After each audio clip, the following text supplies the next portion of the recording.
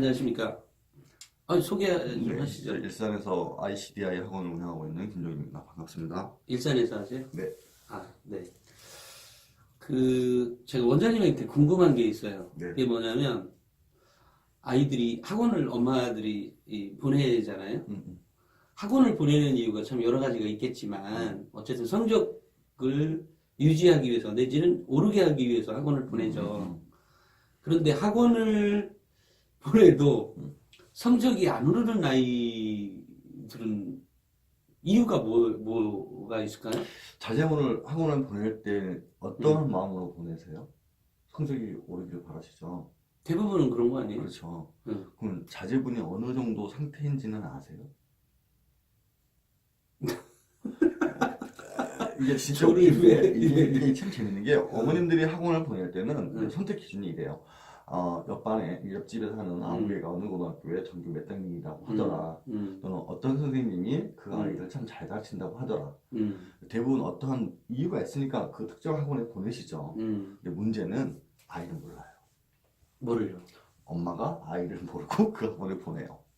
예를 들면 강의를 잘하시는 선생님을 모시고 있는 학원이 있어요. 뭐 아이의 입장에서는 강의를 들으면 정말로 수업이 잘하니까 쏙쏙 잘 들은단 말이에요. 그런데 얘는 거기서 끝이야. 그러니까 잘만 들어와. 그러니까 선생님이 강의만 잘할 뿐이야. 음. 자기는 공부를 안 해. 음. 어떤 학원은 아이를 오후 6시부터 밤 10시까지 계속 붙잡아 놓고 뭔가 시키세요.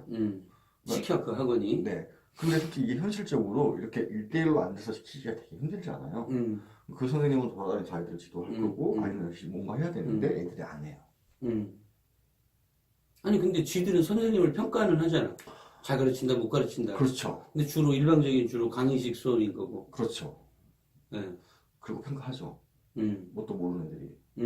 그리고 이제 세 번째는 친구 따라가죠. 친구 따라. 아무개가 학원 다니면 거기 한번 가볼까? 이 친구는 공부하러 가면 처음부터 아닌 거야. 그러니까 부모님 입장에서 저는 이제 솔직히 냉정하게 솔직히 말씀해 보자고요. 집에 있으니까 답답하시죠, 우리 아이. TV 보고 있고 휴대폰 막 움직이고 있고 컴퓨터 게임하고 있으니까 답답하겠네. 답답하죠. 그러니까 학원 보내죠. 음. 이거 먼저 근본적으로 학원을 왜 보낸지를 좀 고민을 하셔야 되는데 그걸 안 하고 보내세요. 엄마들이 우리가 얘기를 할 때 네. 상중하로 구분을 해야 되겠어요. 네. 아이들의 상태가.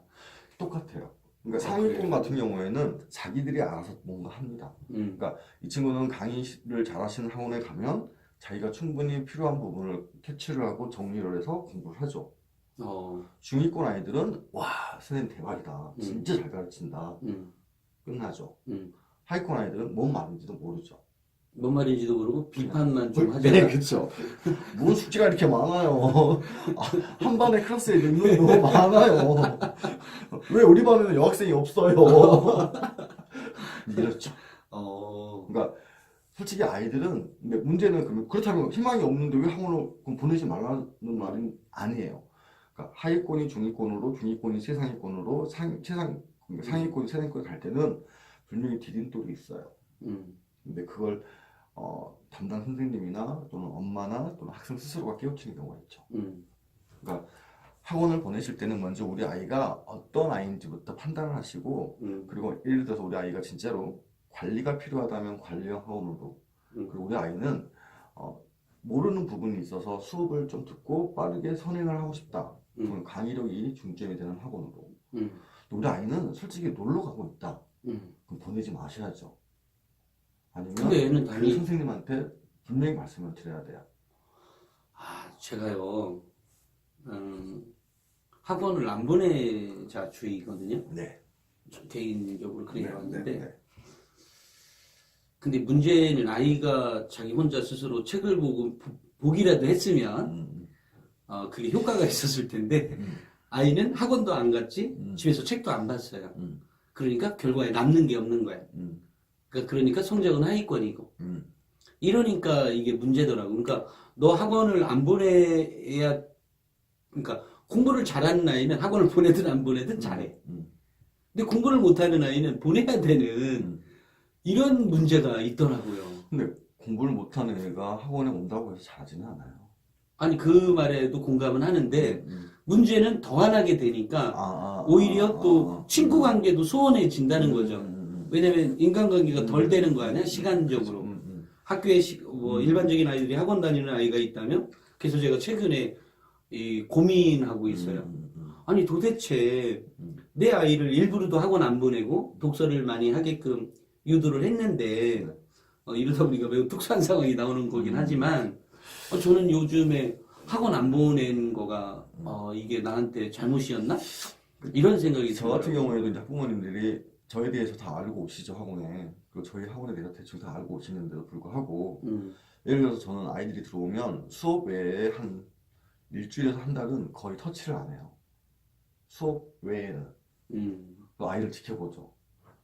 이 아이가 의욕을 갖고 충분히 시작할 수 있는지, 아니면 이 친구는 그냥 나에게 필요한 게 수업만인지, 아니면 이 친구는 정말 내가 뭐 정신과 상담이나 또는 심리치료사는 아니지만 대화할 상대가 좀 필요한지, 그러니까 그런 것들을 지켜보면 하위권 아이들은 딱 3일 만에 학원을 그만둔다는 건 말도 나와요. 저거 가서 배운 것도 없고 맨날 앉아서 뭐만 하래. 근데 뭐 시키지도 않고 그냥 나한테 뭐 하래. 답답해 죽을 거였죠. 중위권 아이들은 뭔가 있는 것 같은데 저 사람이 이 학원이 뭔가 있는 것 같은데 내가 뭘 해야 될지 살짝 몰라요. 상위권 아이들은 아주 빠르게 캐치를 하죠. 이 학원 다녀야겠다, 안 다녀야겠다. 굉장히 빨라요. 그러니까 수업을 하다 보면 저도 한 클래스에 상중하를 다 넣을 수는 없지만 상반, 중반, 하반을 만들고 싶은데 이걸 해봤어요. 하반은 계속 하반이에요. 중반은 계속 중반이고 상반만 계속 올라가는 거죠. 또 상반이 최상반 그리고 그냥 상위권으로 나눠지긴 하는데 그러니까 학원이라는 걸 선택하실 때는 저는 진짜로 부탁하건데 우리 아이가 어떤 아이인지를 먼저 판단하시는 게 좀 중요할 것 같아요. 그러니까 어떤 아이인지 판단을 했어. 우리 애는 공부를 좀 덜 하지만 학원을 다니면 조금은 나아질 것 같아. 이런 경우에 어떻게 해요? 근데 그 아이들은 솔직히 강의만으로는 다 해결하지 못해요. 그렇잖아요. 그럼 학원이 맞지가 않은 거잖아요. 그렇죠. 근데 그런 학원을 그러니까 우리 입맛에 맞는 그러니까 예를 들어서 우리가 떡볶이집이 있으면 다 맛이 다르잖아요. 조금씩. 그러면 어떤 사람은 이 집만 가게 되고 어떤 사람은 이 집만 가게 되잖아요. 그렇지. 그런데 솔직히 학원이라는 것은 그렇게 존재할 수가 없어요. 물론 이제 담당 선생님을 만났을 때 어떤 선생님을 만나냐가 그 아이의 인생을 결정하기도 하죠. 그러니까 먼저 우리 아이가 이런 아이여서 이렇게 보냈단 말이에요. 그러면 충분하게 기다릴 줄도 알아야 돼요. 누구를? 학원을? 아이를. 성적이 안 좋은 친구들은 빠르게 올라가지 않아요. 솔직히 20점짜리가 50점 되는 건 되게 빠르거든요. 그런데 50점이라고 해서 20점대의 실력이, 그러니까 50점 실력이 아닌 거죠. 그냥 어차피 실력은 20점이에요.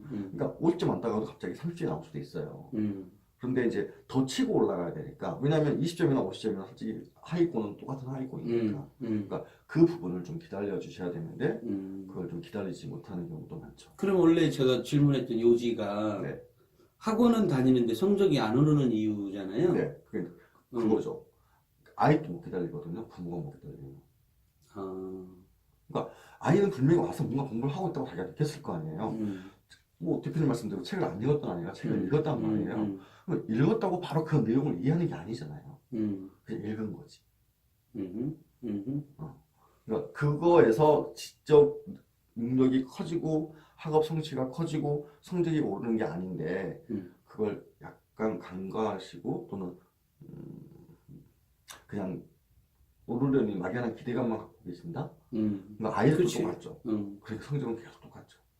그러면 한번 학원을 이렇게 보냈으면 몇 개월을 기다려야 돼요? 제가 판단할 때 한 2달이면 딱 성적 떠나서 아이가 공부를 할 수 있다 없다는 나타나요.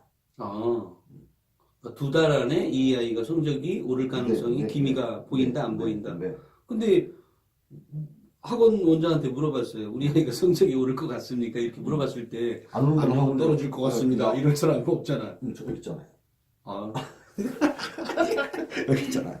근데 진짜 그게 학원을 보내신 이유를 진짜 먼저 꼭 되짚어 보세요. 집에 있는 게 꼴보기 싫어서 보내는 건지 정말 우리 아이가 대학을 가든 안 가든 고등학교 생활, 중학교 생활, 학교 생활을 잘할 수 있는 아이가 될 수 있는지 대부분의 아이들은 쉬는 시간을 통해서 또래 집단의 문화를 만들긴 하지만 나머지 부분은 학교에서 대부분 수업이라는 과정을 통해서 뭔가 계속 학습을 해야 되잖아요.